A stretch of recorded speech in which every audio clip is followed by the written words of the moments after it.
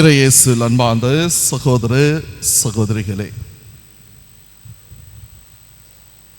ஒரு பெரிய பணக்கார குடும்பம். தந்தை பெரிய துணி வியாபாரி. செல்வம் கொட்டி கிடந்ததோ. அவர்களுக்கு ஒரே மகன். அந்த மகனுக்கு கேட்கின்ற பொழுதெல்லாம் கிடைக்கின்ற பணம். மாலை ஆனால் போதும் அவன் தன்னுடைய நண்பர்களோடு கேளிக்கை விளையாட்டுகளிலும் மதுபானம் விற்கின்ற கிளப்புகளிலும் தான் வாழ்ந்து கொண்டிருந்தார். ஆடம்பரம் என்றால் அவ்வளவு விலை உயர்ந்த ஆடைகளை அவன் அணிந்து கொண்டிருந்தான். அவனை சுற்றி எப்பொழுதுமே பல இளைஞர்கள் கூடியிருந்தார்கள். மதுவுக்கும் ஏன் சில சமயங்களில் நினைத்து பார்க்க முடியாத அளவுக்கு அவனுடைய வாழ்க்கை சென்று கொண்டிருந்தது. அவனுடைய தந்தையும் கண்டிப்பாக என்னுடைய மகன் தன்னுடைய வாழ்க்கையை அனுபவிக்கட்டும் என்று சொல்லி தேவையான அளவு பணத்தை கொடுத்து கொண்டுதான் இருந்தார். ஆனால் சிற்றின்பங்களையே தேடிக்கொண்டு ஓடிக்கொண்டிருந்த இந்த மகன் திடீரென்று ஒரு நாள், நான் குருவாக மாறப்போகின்றேன், சந்நியாசத்தை ஏற்றுக்கொள்ளப் போகின்றேன் என்று சொன்ன பொழுதோ தந்தையுக்கும் அந்த குடும்பத்தாருக்கும் ஒரு பெரிய இடியாக விழுந்தது. ஏனென்றால் தன்னுடைய மகன் தனக்கு பிறகு தன்னுடைய துணி வியாபாரத்தை பார்த்து கொண்டு இந்த ஜவுளி உலகத்திலே மாபெரும் மனிதனாக, மாபெரும் வியாபாரியாக வருவான் என்று கனவு கண்டு கொண்டிருந்த அந்த தந்தையினுடைய கனவிலே பெரிய பாறாங்கல் விழுந்தது போல் இருந்தது. ஆனால் எத்தனையோ பேர் அவனுக்கு அறிவுரை சொன்னார்கள்.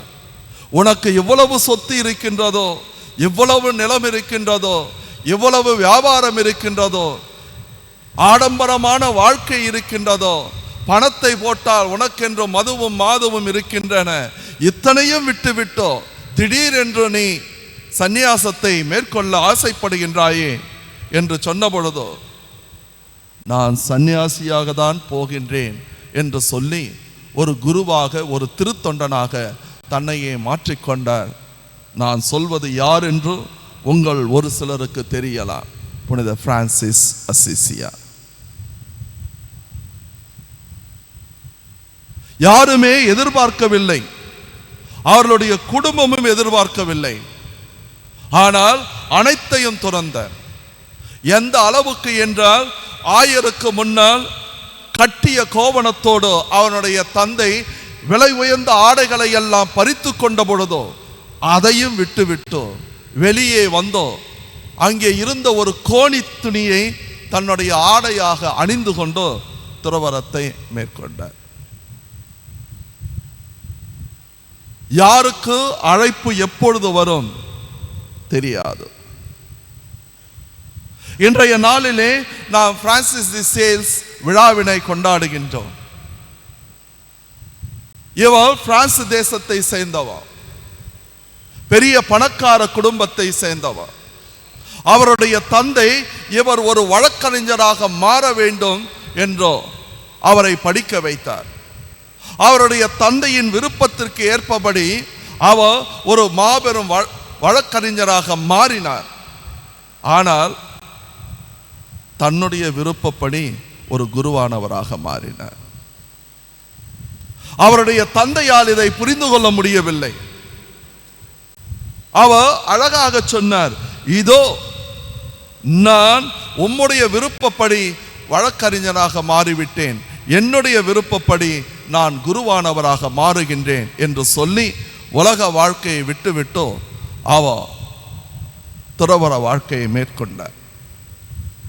இந்த பிரான்சிஸ் தி சேல்ஸ் தான் தன்னுடைய வாழ்க்கையிலே இறை அன்பை பற்றி அருமையான ஒரு புத்தகத்தை எழுதினார். அந்த புத்தகம் எழுதுவதற்கு அவருக்கு 10 ஆண்டுகள் தேவைப்பட்டது. இந்த 2 மாபெரும் புனிதர்களை பற்றி நான் எதற்காக சொல்லுகின்றேன் என்றால், இன்றைய நற்செய்தி வாசகத்திலே நாம் கூர்ந்து கவனித்தோம் என்றால் 4 முக்கியமான வார்த்தைகள் வருகின்றன. துறவறம் யாருக்கு எப்பொழுது ஏன் வருகின்றதோ என்பது சொல்லவே முடியாது. ஒரு சில சமயத்தில் நம்மளுடைய கிராமங்களில் பார்த்துருப்போம், ஒரு குடும்பத்தில் ஒரு பையன் ரொம்ப அமைதியாக இருப்பான், பெரியவங்களுக்கெல்லாம் மரியாதை கொடுப்பான், கோயிலுக்கெல்லாம் டெய்லி போவான், ஃபாதர்ஸோடெல்லாம் நல்ல நட்புறவோடு இருப்பான்.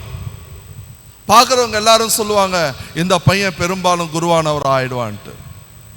அதே வீட்டில் இன்னொரு பையன் இருப்பான், சரியான வாளா இருப்பான், யார் சொல்ற பேச்சையும் கேட்க மாட்டான், இஷ்டத்துக்கு ஆடுவான், ஓடுவான், கீழ்ப்படியாமல் இருப்பான்.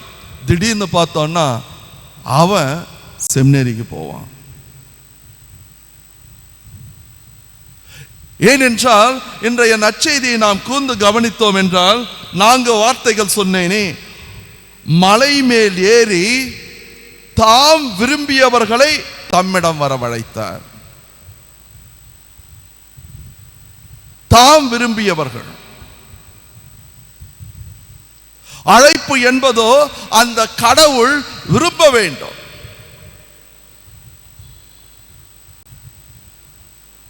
அந்த அழைப்பில்தான் உண்மையான அர்த்தம் இருக்கும். யோசித்து பாருங்கள், இயேசு கிறிஸ்துவோடு 72 சீடர்கள் இருந்தார்கள், பலர் இருந்தார்கள். அங்கே படித்தவர்கள் அதிகமாக இருந்திருக்கலாம், பணக்காரர்கள் அதிகமாக இருந்திருக்கலாம், வசதியானவர்கள் அதிகமாக இருந்திருக்கலாம்.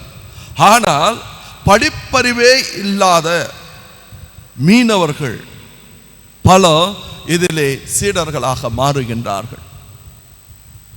சுங்கத்துறையில் அமர்ந்து கொண்டு வரியை வசூலித்துக் கொண்டிருந்த மத்தேயு இயேசு கிறிஸ்துனுடைய சீடராக மாறுகின்றார். தீவிரவாதியாக கருதப்பட்ட சீமோன் இயேசு கிறிஸ்துவின் சீடராக மாறுகின்றார். இன்றைக்கோ அவர் யாரை விரும்புகின்றாரோ அவர்களை அழைக்கின்றார். அழைக்கப்பட்டவர்கள் 3 முக்கியமான பணிகளை செய்ய வேண்டும். ஒன்று, தம்மோடு இருக்கவும். இதுதான் அவங்களுடைய முக்கியமான பணி. A priest is a man of prayer. ஜெபம் என்பது ஒவ்வொரு குருவானவருக்கும் இருக்க வேண்டிய முதல் தகுதி. அவரோடு இருக்கவும். இரண்டாவது, நற்செய்தியை பறைசாற்றவும். முக்கியமான பணி நற்செய்தியை பறைசாற்றுவது. மூன்றாவது, பேய்களை ஓட்டவும் அசுத்த ஆவிகளை அகற்றவும் அவர்களுக்கு அதிகாரம் கொடுக்கின்றார்.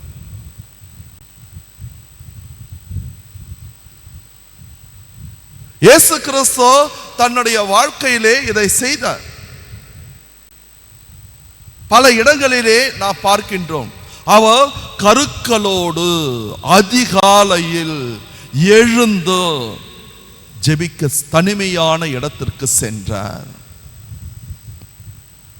மக்கள் அனைவரையும் அனுப்பிவிட்டோ இரவு முழுவதும் அவர் ஜபத்திலே மூழ்கி இருந்தார். அவரோடு இருக்க வேண்டும். ஒவ்வொரு குருவானவரும் அழைக்கப்பட்டவர்களும் முதலிலே ஜெபிக்கின்ற குருக்களாக இருக்க வேண்டும். ஆனா இன்றைக்கு நம்முடைய பொது நிலையினரிடத்திலும் ஒரு தவறான கருத்து இருக்கின்றது. ரொம்ப பில்டிங் கட்டினா நல்ல சாமியாரன்னு சொல்றோம். இயேசு கிறிஸ்து பில்டிங் கட்ட சொல்லி இருக்கிறாரு, அதுக்காக கூட்டாரு. ரொம்ப ஆடம்பரமா ஏதாச்சும் செஞ்சான்னா அவர் தான் ரொம்ப நல்ல சாமியார். அதுக்காக இயேசு கிறிஸ்து கூப்பிடல. அவரோடு இருக்க வேண்டும். ஜெபிக்கின்ற குருக்களை உற்சாகப்படுத்துங்கள்.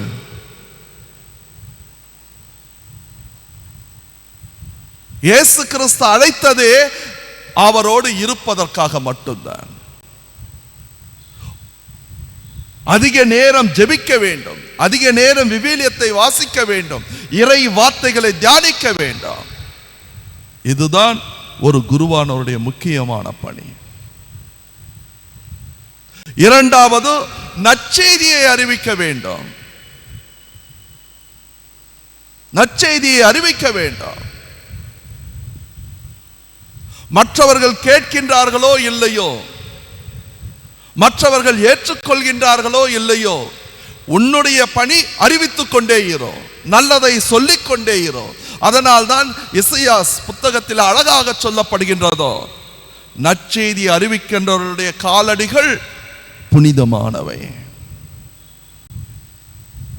மார்க்கு நற்செய்தியின் தொடக்கத்திலேயே இயேசு கிறிஸ்து அழகாக சொல்லுகின்றார், நான் மற்ற ஊர்களுக்கும் செல்ல வேண்டும், நான் நற்செய்தியை அறிவிக்க வேண்டும், கடவுளுடைய அரசு நெருங்கி விட்டது என்பதை மற்றவர்களுக்கு நான் தெரிவிக்க வேண்டாம். இதற்காக தான் வந்தேன். மற்றவங்க கேட்கிறாங்களோ இல்லையோ, அருவி. இதேதான் ஆமோஸ் இறைவாக்கினர் அழகாக சொல்லுவார், நான் காட்டு அத்திமரங்களை வெட்டி கொண்டிருந்தேன், கடவுள் என்னை அழைத்தார், சென்று அருவி என்று சொன்னார், அதனால்தான் நான் அறிவிக்க வந்திருக்கின்றேன். ஒரு குருவானவருடைய இரண்டாவது முக்கியமான பணி நற்செய்தியை அறிவிப்பதோ. மூன்றாவது, அசுத்த ஆவிகளை ஓட்டுவது. நாம் எப்பொழுது இயேசு கிறிஸ்துவோடு ஜபத்திலும் ஆண்டவரோடு ஐக்கியமாக இருக்கின்றார்களோ, எப்பொழுது நற்செய்தியை வாசித்துக் கொண்டோ, புனிதமான புத்தகத்தை வாசித்துக் கொண்டோ அதை ஜீரணித்துக் கொண்டிருக்கின்றார்களோ, அவர்களிடத்தில் ஆவியானவர் செயல்படுவார். ஆவியானவர் செயல்படுவார். அப்படி செயல்படுகின்ற பொழுதோ அந்த ஆவியானவர் அசுத்த ஆவிகளையும் தீமைகளையும் ஓட்டுவார். ஆனா இன்றைக்கு நாம் எப்படி குருக்களை பார்க்கின்றோம்? பல நேரங்களிலே ஆண்டவர் இயேசு கிறிஸ்து சொல்லி இருக்கின்ற இந்த வார்த்தைகளை நாம் மறந்து விடுகின்றோம். குருக்களை குருக்களாக வைத்துத்தான் பார்க்க வேண்டும். அருட்தந்தையர்களை அருட்தந்தையர்களாக தான் பார்க்க வேண்டும். உங்க வீட்டுக்காரங்களாட்டம், வாங்க ஃபாதர், நம்ம எல்லாம் ஒண்ணு ஃபாதர், நம்ம எல்லாம் ஒண்ணா உட்கார்ந்து சாம. குருவானவர் குருவானவராக பாருங்கள். அவருக்குரிய இடத்தை அவருக்கு கொடுங்கள். எந்த காரணத்தை கொண்டும் அவர்களுக்குரிய இடத்தை எடுத்துக் கொள்ளாதீர்கள். அதனால்தான் நீங்க எல்லாம் என்ன சொல்றீங்க, ஃபாதர் எங்களுக்காக ஜெபம் செய்யுங்க, எங்களை பிளஸ் பண்ணுங்க. அப்படி என்றால் அவர்கள் இறைவனோடு ஒன்றித்திருக்க வேண்டும். பல நேரங்களிலே பல பொது நிலையினர் செய்கின்ற தவறு இதுதான். நம்மளாம் எல்லாம் ஒண்ணு ஃபாதர், நோ. இன்றைக்கு இதை நாம் புரிந்து கொள்வோம். நம்முடைய பிள்ளைகளுக்கும் இதை சொல்லிக் கொடுப்போம். ஆண்டவர் இயேசு கிறிஸ்து அழைத்த பொழுதோ இந்த மூன்றை தான் அழகாக சொன்னார். அவரோடு இருக்க வேண்டாம், அவருடைய நற்செய்தியை போதிக்க வேண்டும், அதன் பிறகு அசுத்த ஆவிகளை தீமைகளை விரட்ட வேண்டாம். அப்படிப்பட்ட நல்ல குருக்கள் நமக்கு தேவை என்று திருச்சபையின் இடத்திலே ஜெபிப்போம். அப்படிப்பட்ட நல்ல குருக்கள் நமக்கு கிடைக்க வேண்டும் என்று நற்கருணை நாதரிடத்திலே மன்றாடுவோம்.